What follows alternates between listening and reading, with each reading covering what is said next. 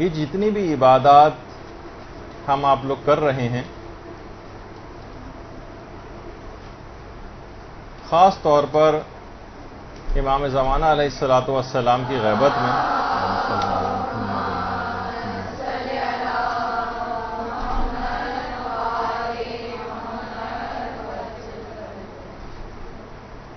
اس کی جتنی اہمیت آج کل کے دور میں ہے اور جتنا زیادہ ثواب اور فضیلت آج کل کے دور میں ہے، اس کے متعلق آیت اللہ بہجت یہ فرماتے تھے کہ زمانہ غیبت میں عبادت کرنے کا جو ثواب اور فضیلت ہے وہ امام زمانہ کے ظہور میں عبادت سے بھی زیادہ ہے.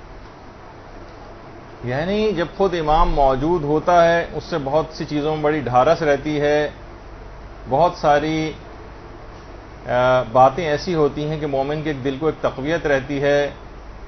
لیکن جب کوئی بھی شخص اپنے امام سے دور ہوتا ہے، یعنی فزیکلی امام اس کے سامنے موجود نہ ہو، ان سے رابطہ کرنا اس کے لیے ممکن نہ ہو، تو پھر بہت ساری چیزوں میں اور خاص طور پر عبادت کرنے میں اس کے اعمال میں بہت سی کمی واقع ہونے لگتی. تو بڑی اہمیت والی بات ہے کہ آج کل کے دور میں اگر آپ اپنی عبادات کو اور اپنے شرعی وظائف کو آپ پورا کرتی رہیں گی تو بہت شرف اور فضیلت کی بات ہے، اور اس سے بھی زیادہ ہے کہ جو زمانے عصر ظہور میں آپ کریں گی. اور دیکھیے، ہمیں یہ چاہیے کہ اپنے معمولات زندگی میں سے جتنی بھی مصروفیات کیوں نہ ہوں، 10 منٹ کا تو ٹائم آدمی نکال ہی سکتا ہے، اور نمازوں کو تاخیر میں نہ ڈالے اور اپنے کاموں کو روک دے، اور 10-15 منٹ کا ٹائم اول اوقات میں یا اوقات فضیلت میں ضرور نکالے نمازوں کے لیے. اپنے کسی بھی دنیاوی کاموں کے سلسلے میں نمازوں کو تاخیر میں نہ ڈالے. اسی لحاظ سے دیکھیے، صرف پچھلی مرتبہ سعودی عربی کی مثال آئی تھی کہ وہاں پر دکانیں اس لحاظ سے بند ہو جاتی ہیں، بہت سے عرب ممالک میں بھی بند ہو جاتی ہیں. خود ایران میں اکثر دکاندار جو اس بات کے اول وقت میں نمازوں کو پڑھنے کے شیدائی شوقین ہوتے ہیں، وہ بھی اپنی دکانوں پر اس طرح سے کہ نماز کا وقفہ جو ہے وہ دیا جاتا ہے، اور اس طرح کے کچھ بینرز لگا دیے جاتے ہیں اور لوگوں کو نماز کی طرف راغب کرنے کے لیے. اچھا، لیکن ہمارے ہاں دیکھیے کیا ہوتا ہے، بس یا ٹرین میں انسان کوئی سفر کر رہا ہو اور نمازوں کا وقت نکلا جا رہا ہو تو کوئی بھی شخص اس بس کو رکوانے پر اصرار نہیں کرتا. ہم میں اتنی بھی ہمت نہیں ہوتی کہ ہم اس بس کو رکوا لیں نماز کے لیے. ہاں، البتہ اگر کسی کا 50-100 روپے اگر گر جائیں اور کوئی چلتا ہوا جا رہا ہو تو ہم فوراً اسے متوجہ کرتے ہیں، ارے دیکھیے آپ کے پیسے گر گئے، چیخ کر اس کو بتاتی ہیں. لیکن کسی کی کوئی نماز قضا ہو رہی ہو، نمازوں کا وقت نکلا جا رہا ہو، کسی کو کوئی پرواہ نہیں. اس کے معنی یہ ہیں کہ اس کی 50-100 روپے کے برابر بھی اہمیت کا احساس لوگوں کے دل و دماغ میں نہیں. اصل بات یہ ہے کہ جو نیک اور نمازی افراد ہیں وہ اپنا کام صحیح نہیں کر رہے ہیں. دیکھیے، کہا جاتا ہے نا کہ صرف چند سگریٹ پینے والے پورے ماحول کو دھوئیں سے آشنا کر دیتے ہیں، اور چند صرف اوباش اور غنڈے نما پورے محلے کی فضا کو مقدر کر کے رکھ دیتے ہیں اور امن و امان کو تباہ کر دیتے ہیں. لیکن جو نیکوکار افراد ہیں، وہ جو نمازی ہیں، وہ جو پرہیزگار ہیں، یہ اپنے ارد گرد کے ماحول کو خدا سے آشنا نہیں کرتے. یہ اس کے لیے صرف اپنی عبادت میں لگے رہتے ہیں خالی. یہ دوسرے افراد کو اس کی ترغیب نہیں دیتے، اس کی طرف بلاتے نہیں ہیں، اس کے کوئی ایسے اقدامات نہیں کرتے ہیں. اور اقدامات میں سے دیکھیے، ایک تو یہ جیسے پچھلی مرتبہ بات آئی تھی کہ ہر وقت اگر انسان باوضو رہے، ہر وقت، تو اس کے اندر خود ایک نورانیت ہے جو دیگر افراد تک بھی روحانیت پہنچتی ہے. یعنی اگر آپ کے گھر میں کوئی ایک شخص ہر وقت باوضو رہتا ہے تو اپنی اس نورانیت کو دوسرے افراد میں بھی منتقل کرتا ہے. تو بہت سی احادیث میں بھی یہ بات آئی ہے کہ جس طرح تم زندگی گزارو گے اسی طرح تم کو موت آئے گی. جس طرح بھی تم زندگی گزارو گے اسی طرح تم کو موت آئے گی. دیکھیے ہمارا المیہ کیا ہے آج کل کے دور میں.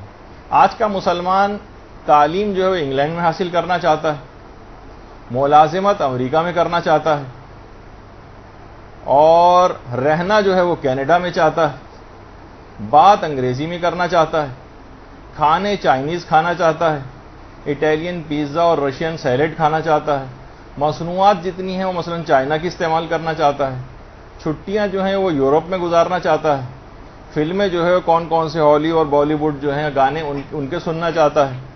لیکن کیا ہے, زندگی کا اختتام وہ کربلا میں چاہتا ہے, اور تدفین جو ہے وہ چاہتا ہے کہ میری جنت البقیع میں ہو, اور موت کے بعد جو ہے وہ جنت میں چلا جاؤں. یعنی جینا کافروں کا سچ چاہتا ہے, فاسقوں کا سچ چاہتا ہے, فاجروں کا سچ چاہتا ہے, لیکن مرنا اور انجام جو ہے وہ مقام حاصل کرنا چاہتا ہے متقین اور صالحین کا. دنیا میں زندگی اسلام مخالفوں کی طرح سے گزارنا چاہتا ہے, بے نمازی بن کر, جس طریقے سے جو اور احکامات شریعت سے لاپرواہ افراد ہیں ان کی طرح سے زندگی گزارنا چاہتا ہے, اور موت اہل ایمان کی طرح سے چاہتا ہے. یہ ممکن نہیں ہے. جیسی زندگی اس نے گزاری ہے ویسی ہی اس کو موت آئے گی. یہ جو حدیث ہے نا آپ کے سامنے, جیسی تم زندگی گزارو گے ویسی تم کو موت آئے گی, اور جس انداز میں تم کو موت آئے گی اسی انداز میں تمہارا حشر ہوگا, اسی انداز میں تم قیامت میں اسی طرح سے اٹھائے جاؤ گے. تو دیکھیے اگر ہم زندگی گزاریں گے باوضو ہو کر, ہر وقت کوشش کریں کہ باوضو رہا جائے, تو ہمیں نمازوں کی معراج ملے گی. اور جو کوئی شخص بھی ہر وقت باوضو رہنے کی کوشش کرتا ہے تو وہ خود بخود نماز کے لیے اس کے اندر ایک آمادگی پائی جاتی ہے. ایک فائدہ یہ ہوگا جو ہماری نماز سے مربوط ہے, اور خدا اگر اس دوران وہ مر گیا تو خدا اس کو شہید کی موت بھی نصیب کرتا, شہادت ملتی ہے جو کہ وضو کی حالت میں اس دنیا سے جاتا ہے. اچھا دیکھیے بہت سارے ہمارے, جیسے میں نے ابھی کہا نا کہ ہم جو ہیں جو نمازی ہیں, پرہیزگار ہیں, باوضو رہنے والے افراد ہیں, یہ دوسروں کو ترغیب نہیں دلاتے, جس کی وجہ سے لوگوں میں نیکیاں پھیل نہیں رہی. برائی کرنے والے برائیوں کو بہت زیادہ پھیلاتے ہیں.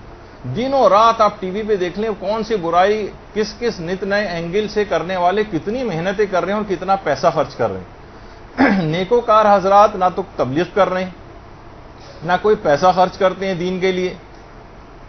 تو پھر نتیجہ یہی ہوگا کہ جو بھی آدمی اس میں کام کرے گا وہی کامیابی بھی حاصل کرے گا. کامیابی تو کام سے ہوتی ہے نہ کہ حسن کلام سے. تو بہرحال ایک بزرگ تھے, وہ لوگوں کو دیکھیں کس طرح سے مشق کرواتے تھے اس کی. مہمانوں کے لیے دسترخوان لگ جاتا تھا, اور اس کے بعد مخاطب کر کے کہتے تھے جب مہمان دسترخوان پہ بیٹھ جاتے تھے کہ میری بات کو دل کے کانوں سے سنو. یہ کھانا جو تمہارے سامنے رکھا گیا ہے لا کر, جب اس کی فصل کاشت ہو رہی تھی تو وہ بھی کاشت کی گئی تھی وضو کے ساتھ. میں نے اس فصل کو پانی دیا تھا وضو کے ساتھ, اس فصل کو کاٹا تھا میں نے وضو کے ساتھ, گندم کو بھوسے سے الگ کیا تھا وضو کے ساتھ, گندم کو پیسا گیا تھا وضو کے ساتھ, آٹا گوندا گیا تھا وضو کے ساتھ, روٹی پکائی گئی تو وضو کے ساتھ, اور روٹی کو دسترخوان پر لایا بھی گیا تو وضو کے ساتھ. اب کیا ہی اچھا ہو کہ آپ بھی وضو کر کے اس کو تناول فرما لیں. اللہم صلی اللہ علیہ وسلم.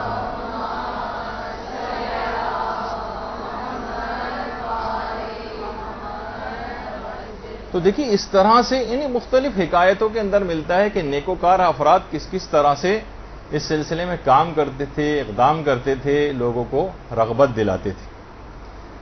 دیکھیے علماء ایک بات بہت اچھی کہتے ہیں, دیکھیے کتا جو ہے وہ ہڈی دینے والے سے حق شناسی کا بہت اظہار کرتا ہے, اس کو دیکھ کر دم ہلاتا ہے. اس کے گھر کوئی اگر اجنبی یا کوئی چور آ جائے تو اپنے مالک سے نمک حلالی کرتا ہے, اس پر حملہ کر دیتا ہے اس چور کے اوپر. لیکن افسوس ہے اس انسان پر, اس مومن پر, کہ خدا کی دی گئی نعمتوں کو اتنی زیادہ پانے کے باوجود اس کے سامنے سجدہ کرنے سے پہلو تہی کرتا ہے, ٹال مٹول سے کام لیتا ہے, اپنی نمازوں کو آخر اوقات میں ٹالتا جاتا ہے. کیا اس کے اندر جو وفاداری اور قدر شناسی ہے کسی کتے سے بھی کم ہے؟ یعنی کم سے کم اگر نمک حلالی سیکھنی ہے تو اس نجس العین جانور ہی سے انسان سیکھ لے، کتے سے. برحمتك يا أرحم الراحمين وصلى الله على محمد وآله الطاهرين.